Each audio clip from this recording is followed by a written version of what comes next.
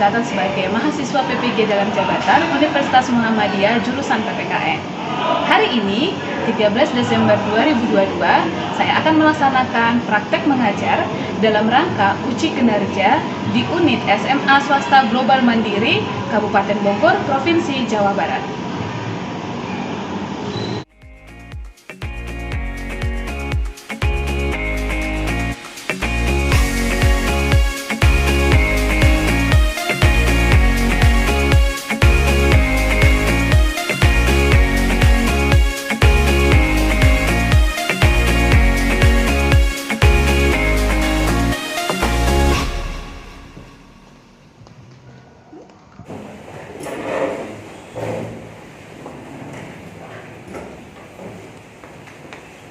Baik, semuanya berdiri. Selamat siang, Miss. Selamat siang, Miss. Selamat siang semuanya, terima kasih banyak. Silahkan duduk. Oke, gimana kabarnya semuanya? Baik. Oke, siap untuk mengikuti pelajaran pada hari ini? Siap. Oke, baik. Sebelumnya tolong dong diperhatikan apakah sudah rapi dari pakaian, apakah sudah dimasukkan. Ini Matt nih, ayo Matt, pakai dulu dong bajunya Matt. Kita akan memulai kembali pembelajaran pada hari ini. Tetapi Miss minta untuk Zaki maju ke depan untuk memimpin doa.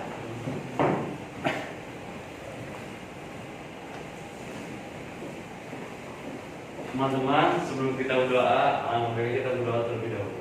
Doa dimulai.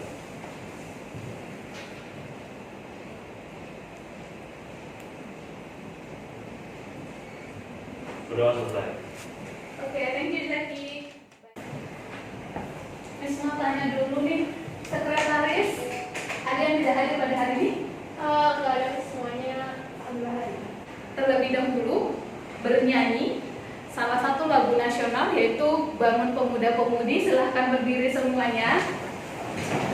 Silahkan berdiri. Oke. Kita akan bernyanyi salah satu lagu nasional dengan judul Bangun Pemuda-Pemudi. Udah tahu semua kan ya? Tahu? Ya. Oke, kita mulai ya.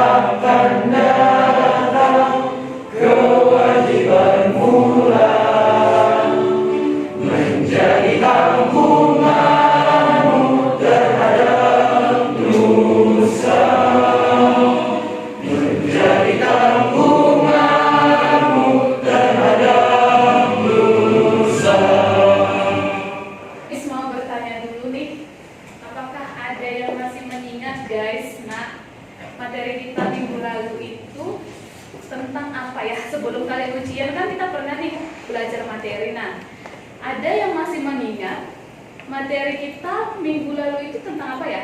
Aku tahu, Miss. Oke, ada hisab, ada lagi? Oke, silahkan Hisa dulu. Jadi yang kita udah mempelajari minggu yang lalu itu good governance.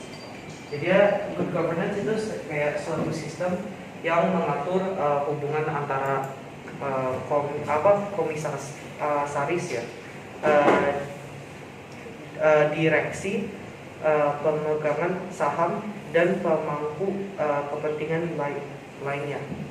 Oke, boleh dijelaskan dari kata-kata Hisa sendiri bagaimana?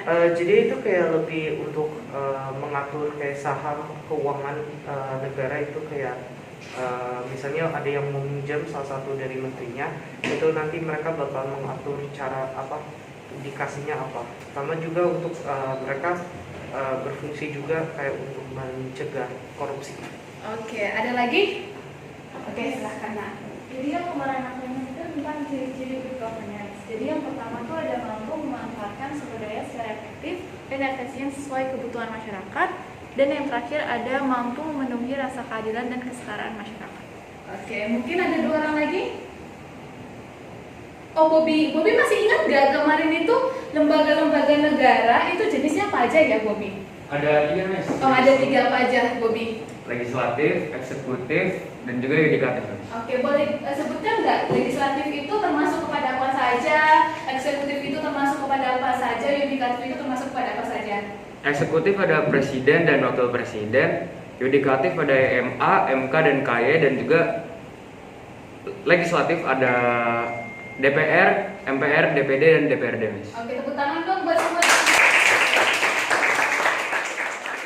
Untuk tujuan pembelajaran, karena seperti yang tadi disampaikan, bahwa hari ini kita membahas tentang hubungan struktural dan fungsional pemerintahan pusat dan daerah, maka yang akan kita lakukan adalah yang pertama, Miss akan memberikan penjelasan terlebih dahulu tentang kedudukan pemerintahan pusat, pemerintahan daerah. Lanjut kepada nanti kalian untuk menganalisis melalui diskusi. Setelah itu nanti dipresentasikan. Ada studi kasus tentang pemerintahan pusat dan pemerintahan daerah. Kenapa kita harus belajar ini? Karena memang nanti kedepannya kalian adalah generasi penerus gitu ya, yang akan memimpin bangsa ini. Maka kita perlu untuk mengetahui apa sih pemerintahan pusat, apa sih pemerintahan daerah, dan bagaimana hubungannya.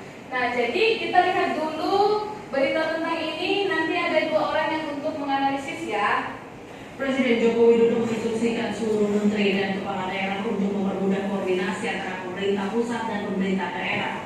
Presiden Joko Widodo mengungkapkan kekecewaannya terkait dengan perencanaan proyek tidak memiliki skala prioritas yang jelas selama ini, menyusul lemahnya koordinasi dan komunikasi antar kementerian, lembaga, dan pemerintah pusat serta daerah.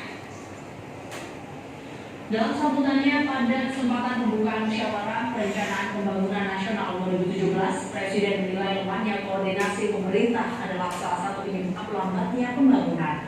Hal itu menyebabkan pembangunan infrastruktur di sejumlah daerah tak optimal, bahkan terbengkalai. Jokowi menegaskan setiap kementerian lembaga harus merencanakan program prioritas secara matang untuk menciptakan pembangunan yang bernilai tambah. Melalui Musrenbangnas, Jokowi berharap rencana kerja pemerintah 2018 dapat konsisten menggunakan prinsip money follows progress sehingga dapat memperkuat koordinasi antara kementerian, lembaga, pusat, dan daerah.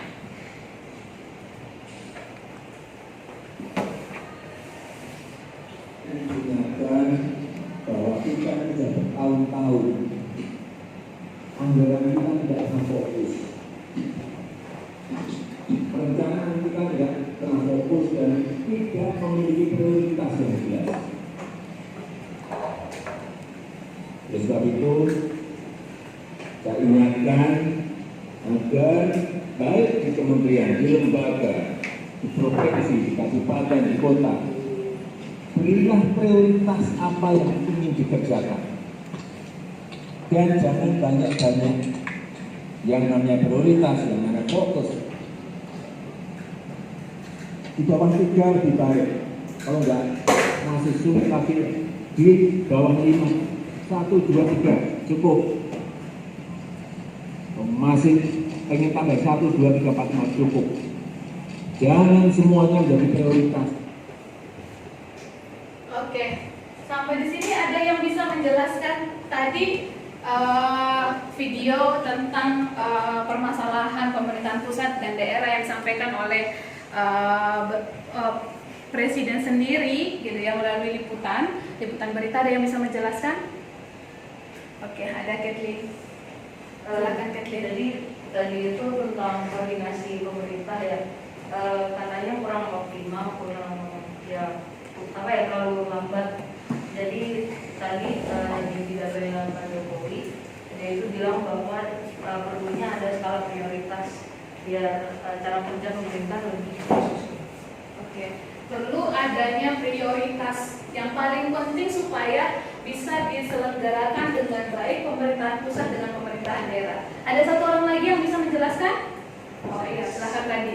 Menurut saya, Presiden Jokowi ini menekankan bahwa harus ada yang namanya prioritas seperti yang saya bilang tadi, dan karena tidak ada prioritas sekarang, maka ada banyak anggaran yang terbengkalai. di lapangan. Oke, banyak anggaran yang terbengkalai karena memang berbicara tentang keuangan pasti harus menjadi salah satu yang paling diperhatikan ya. Oke, Mas, ada lagi yang bisa menjelaskan? Ada? Oh, Dava. Boleh, Dav? Mungkin sedikit tambahan aja menurut saya. Tadi sempat sedikit dimention di video katanya harus lebih tepat dan lebih baik dalam memilih penyelenggara pemerintah, kayak sebagai orang yang mengatur dari segi keuangan, dari segi pergerakan konstruksinya segala macam tuh harus lebih baik dan lebih tepat lagi. Itu sih, Mas. Oke, baik. Oke, kita berikan dong di kelas buat berarti. Ini adalah bagaimana sebenarnya kinerja dari pemerintahan pusat, tetapi juga hubungan yang baik antara pemerintahan pusat dan pemerintahan daerah. Izin menyempurnakan kalimat dari Zaki. Iya. Benar apa yang tadi Zaki katakan, karena Indonesia ini kan sebuah negara berkepulauan yang dimana daerah ini sangat amat luas, dimana jika kita cuma mempunyai presiden atau wakil presiden itu berarti hanya diurus dengan 2 orang, yang dimana 2 orang ini tuh nggak bakal bisa mencakup mengurus ke seluruh pulau yang ada di Indonesia secara merata gitu. Dan jadi maka dari itu makanya di Indonesia terciptalah orang-orang kayak wakil rakyat yang membantu, yang seperti menteri, lalu ada gubernur, sampai ada DPR, DPRD, MPR dan segala macam tuh diciptakan ada memang untuk tujuannya membantu dan mengurus daerah-daerah yang tidak terjangkau oleh 2 orang pemimpin tadi, presiden dan wakil presiden gitu, Mas. Oke, good job Zaki dan Dava, mantap banget ya. Ya, benar banget. Jadi karena memang kita adalah daerah yang sangat luas, sehingga butuh yang namanya otonomi daerah, pemberian kekuasaan dari pemerintahan pusat kepada pemerintahan daerah. Karena yang tahu masalah permasalahan bagaimana mengatasi itu adalah daerah tersebut. Benar atau enggak? Betul. Kenapa seperti itu? Kenapa yang tahu untuk menyelesaikan masalah itu adalah daerah masing-masing? Karena ya kan kita sebagai wakil kita juga tahu maunya kita itu apa gitu. Jadi jika kita membuat kayak mengelompokkan satu daerah, nah terus kita mau kasih sebuah suara kepada pusat pemerintahan juga, itu mereka itu kan kita juga bisa ngatur juga yang kita mau itu seperti ini gitu. Oke, ya benar. Tujuan dan harapan kita itu kita yang tahu seperti itu ya. Lanjut kepada slide selanjutnya. Ini tadi yang tadi Miss jelaskan. Jadi di sini ternyata berbicara tentang desentralisasi itu terdiri dari 2, gitu ya. Desentralisasi teritorial dengan desentralisasi fungsional. Teritorial itu di geografi apa ya? Daerah, wilayah. Ini yang disebutkan Pemda menurut kabupaten, menurut provinsi. Nah, coba lihat di di kuintal, sudah mengirimkan di kuintal. Miss akan coba memberikan. Jadi di kuintal itu ada penjelasan tentang penugasan di sini. Ya, di sini. Ini penjelasannya tentang hubungan struktural dan fungsional pemerintahan pusat dan daerah, karena semuanya sudah bersama dengan tim. Bisa akan jelaskan dulu sedikit, gitu ya. Jadi di sini ikuti instruksi berikut, gitu ya. Ikuti instruksi berikut. Lanjut.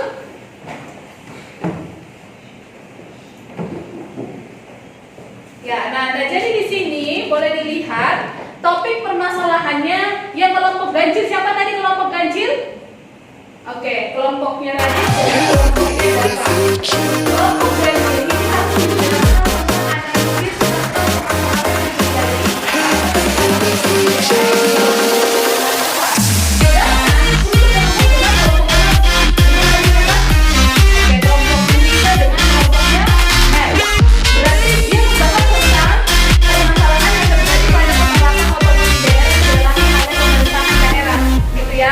Nah, jadi sekarang silahkan bersama-sama dengan tim diselesaikan. Ada 4 indikator yang harus diperhatikan. Yang pertama adalah dari buku penjelasan sebelumnya.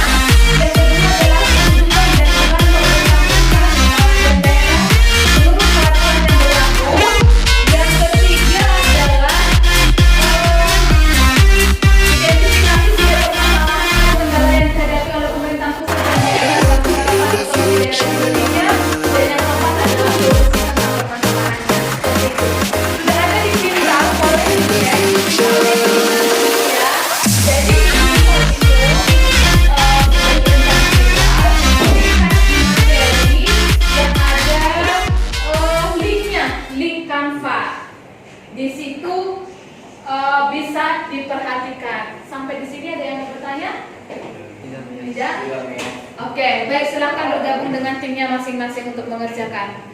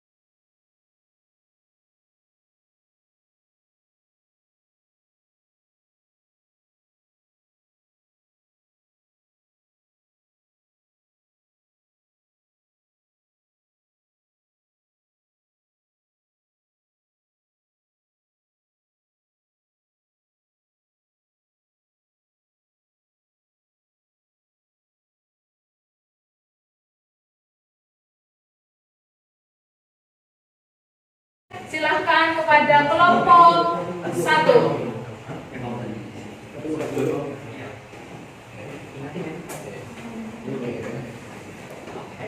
Selamat siang semuanya, perkenalkan kami dari kelompok 1. Dan kali ini kami akan mempresentasikan tentang permasalahan yang dialami pemerintah pusat dalam otonomi daerah. Dan kami namanya adalah Nama saya Hafiz. Nama saya Radit. Nama saya Radit. Dan saya Arya.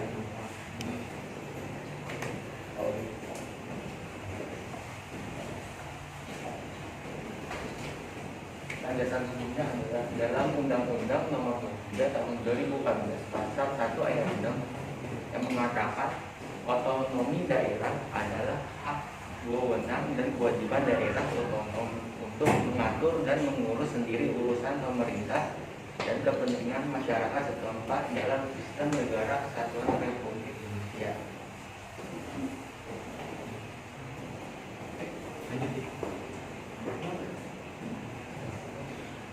Kedudukan dan peran pemerintahan pusat dalam penerapan otonomi daerah.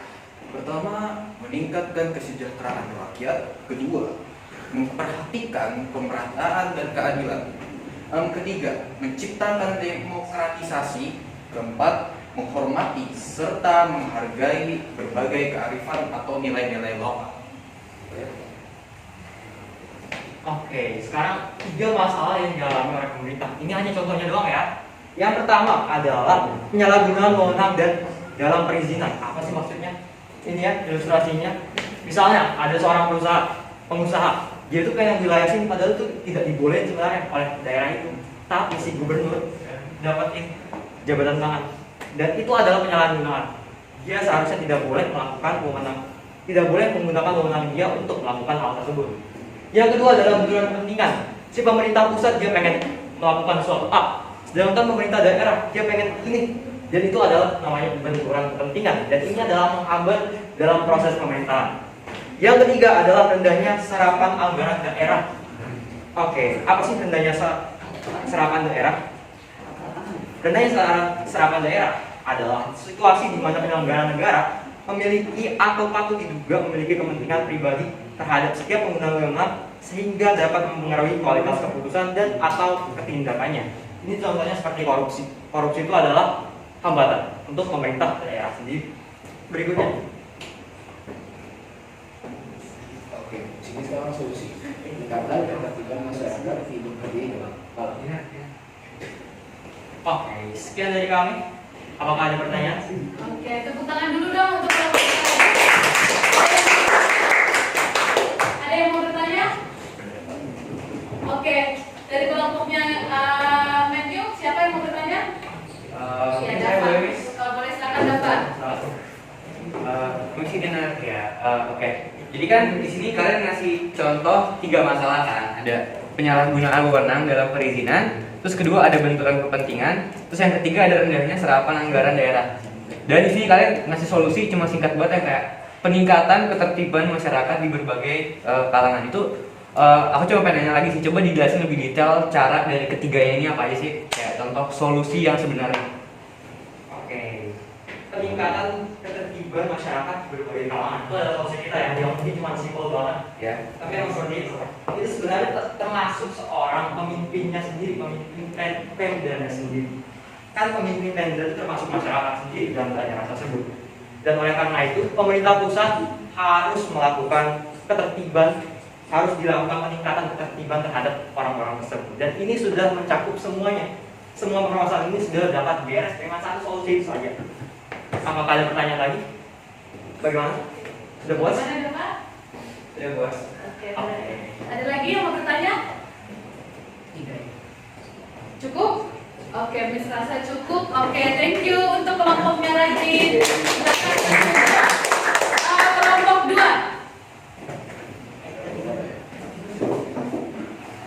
Kelompok 2. Kelompok 2 siapa ya? Oh ya, silakan. Oke, ya. Kelompok 2, mohon kelompok yang lain 1, 3, 5 untuk memperhatikan presentasi pada hari ini. Silakan kelompok 2.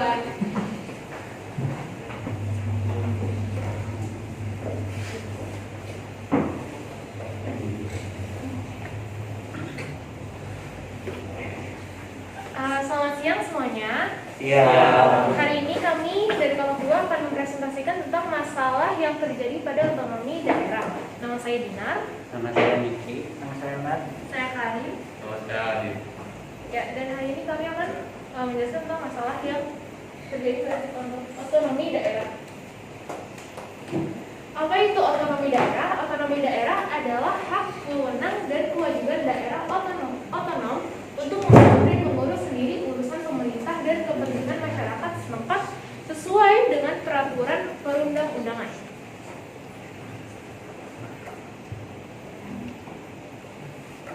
Dan ini adalah tujuan otonomi daerah. Tujuan otonomi dikeluarkannya kebijakan otonomi daerah yaitu membebaskan pemerintah pusat dari berbagai beban dan menangani urusan suatu daerah yang bisa diserahkan kepada pemerintah daerah.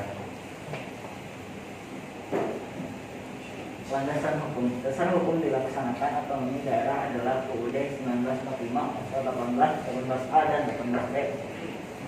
Kap MPR nomor 15 MPR 1998 tentang penyelenggaraan otonomi daerah, pengaturan, pembagian dan pemanfaatan sumber daya nasional yang berkeadilan, serta perimbangan keuangan pusat dan daerah dalam kerangka NKRI PAP MPR nomor 4 MPR 2000. Kedudukan dan peran pemerintah pusat atau pemerintah daerah menurut peraturan yang berlaku. Yang pertama ada fungsi layanan. Tujuan dari fungsi pelayanan yaitu memenuhi kebutuhan masyarakat dengan cara tidak diskriminatif, tidak memberatkan, serta dengan kualitas yang sama. Lalu ada fungsi pemberdayaan. Fungsi pemberdayaan dijalankan oleh pemerintah dalam rangka pemberdayaan masyarakat. Masyarakat tamu menyadari diri dan mampu memilih alternatif yang baik untuk mengatasi ataupun menyelesaikan persoalan yang dihadapi. Nah, masalah atau kekurangan otonomi daerah. Yang pertama itu eksploitasi pendapatan daerah yang berasal dari pajak daerah atau bagian anggaran dari APBN boleh digunakan untuk kepentingan daerah. Namun, terkadang daerah melakukan terlalu berlebih untuk satu hal saja. Lalu yang kedua adalah kinerja yang sering berkesinambungan. Tidak berkesinambungan kerja ini dapat terjadi jika kepala daerah kurang teliti dalam memutuskan atau mengambil langkah sehingga menyebabkan adanya pembenahan ulang dan membuang waktu. Ketidaksinambungan kerja ini dapat terjadi dengan DPRD, dengan pemerintah pusat ataupun dengan pemerintah daerah yang berada di bawahnya. Lalu yang ketiga, memerlukan anggaran yang besar. Semakin banyak daerah yang mengalami pemekaran, maka juga akan semakin banyak membutuhkan perangkat daerah dan kepala daerah. Selain itu, pembangunan dari program-program baru akan bermunculan sehingga membutuhkan anggaran yang besar. Belum lagi jika terjadi ketidakbijaksanaan perangkat daerah. Selanjutnya ada solusi dari dampak negatif yang ada. Cara untuk mengantisipasi adanya masalah akibat otonomi daerah adalah sebagai berikut. 1. Pemerintah melakukan sosialisasi terkait peraturan tentang otonomi daerah. Dan yang kedua, pemerintah pusat melakukan pelatihan kepada pemerintah daerah terkait pelaksanaan prosedur. Ya, dari kami, terima kasih. Ada yang mau bertanya? Oh, oke, ada Radit dan Nafika, silakan. Radit. Coba slide yang tujuannya.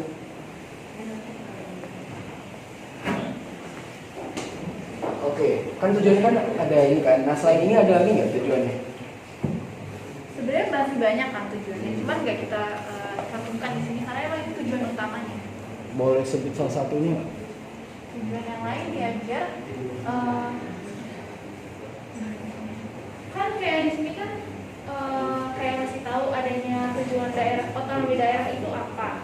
Nah itu tuh bisa memudahkan untuk daerah-daerah yang belum keurus itu diurus sama pemerintah daerah. Itu tujuan utamanya. Berarti kan maksudnya ada juga tujuan-tujuan yang lain dari otonomi daerah. Bagaimana Radit? Cukup, Miss. Oke, cukup. Oke, silakan Nafika. Oke, aku mau nanya. Tadi kan ada solusi dari dampak negatif yang ada. Itu salah satunya adalah pemerintah melakukan sosialisasi terkait peraturan dengan otonomi daerah. Itu tuh contohnya gimana ya? Maksudnya kayak melakukan sosialisasi itu gimana ya maksudnya? Jadi pemerintah tuh gimana ya? Dia jadi misalkan di satu daerah mereka mendapatkan fasilitas yang di daerah lain itu nggak dapatkan. Jadi pemerintah melakukan sosialisasi agar otonomi daerah di setiap daerah tuh berjalan dengan sama dan adil gitu. Jadi nggak satu daerah dapat fasilitas ini dan satu daerah yang enggak. Ini maksimalkan Pemerataan itu maksudnya. Oke, baik, dirasa cukup. Boleh kelompok Dina untuk closing statement? Ya, sekian terima kasih. Inilah dari kelompok kami. Wassalamualaikum warahmatullahi wabarakatuh. Oke, thank you. Semua kelompok sudah mempresentasikan hasil dari diskusi mereka. Ada yang mau berikan meluruskan sesuatu yang tadi disampaikan oleh Bobby tentang pemilihan kepala daerah. Tidak boleh memilih kepala daerah jika dia tidak bermasalah. Tapi kalau dia sudah bermasalah, maka akan ada pengganti yang diambil sendiri oleh pemerintah.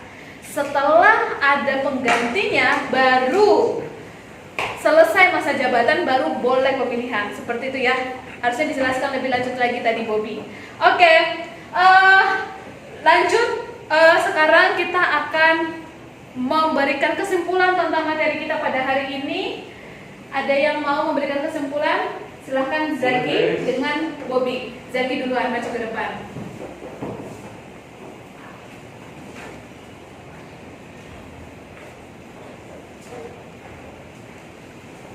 Jadi hari ini kita udah mempelajari apa itu otonomi daerah, lalu masalah yang dihadapi oleh pemerintah pusat atau daerah, dan apa itu landasan hukum otonomi daerah. Oke, thank you Zaki. Silahkan Bobby.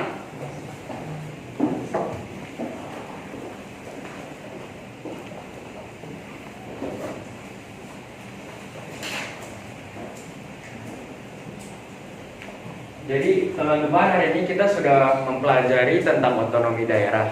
Dapat kita simpulkan kalau otonomi daerah itu adalah hak atau wewenang dari suatu lembaga atau pemerintah untuk mengatur suatu area. Lalu kita juga mempelajari tentang landasan hukum dari otonomi daerah serta permasalahan yang ada dari berlangsungnya otonomi daerah, mau itu masalah dari pemerintah atau masalah dari pemerintah daerah tersendiri, dan juga solusi dari permasalahan yang timbul dari otonomi daerah. Terima kasih. Oke, thank you. Tepuk tangan dong buat Baik, jadi memang berbicara tadi tentang pemerintahan daerah dan pemerintahan pusat itu punya koordinasi yang harusnya sangat-sangat baik antara keduanya.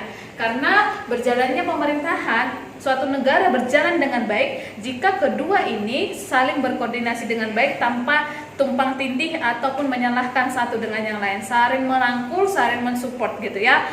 Oke, nah sekarang kita akan lanjut kepada evaluasi. Silahkan dibuka handphonenya masing-masing. kita akan mengerjakan 5 quizzes ya. 5 quizzes, Miss akan kirim linknya di Google Classroom. Silakan dibuka handphonenya masing-masing.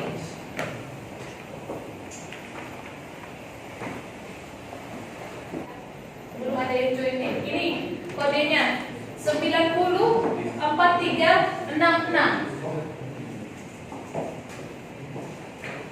904366.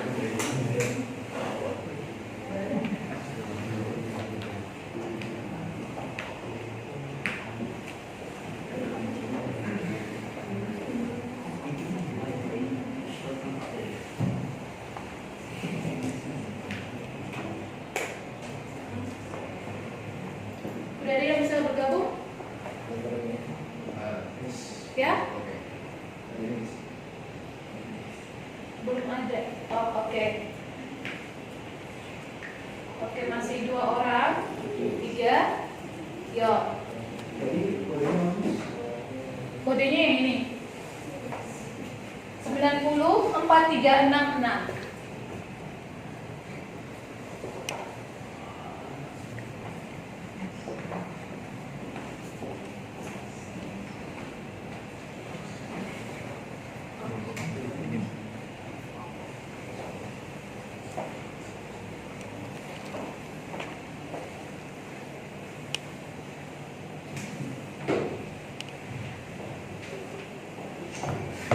Oke, kita mulai ya.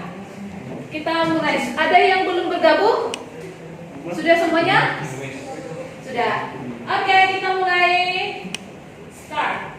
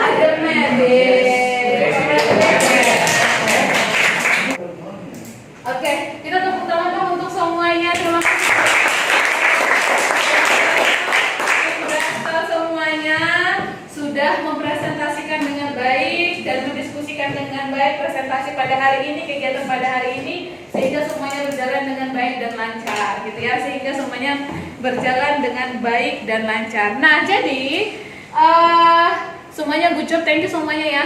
Terima kasih banyak. Minggu depan kita akan bertemu kembali. Maaf, minggu depan itu udah libur ya kan ya. Jadi di semester 2 kita akan bertemu kembali dengan materi berikutnya. Silahkan untuk dipelajari. Sebelum kita mengakhiri kegiatan pada hari ini, Miss minta Dinar untuk maju ke depan memimpin doa.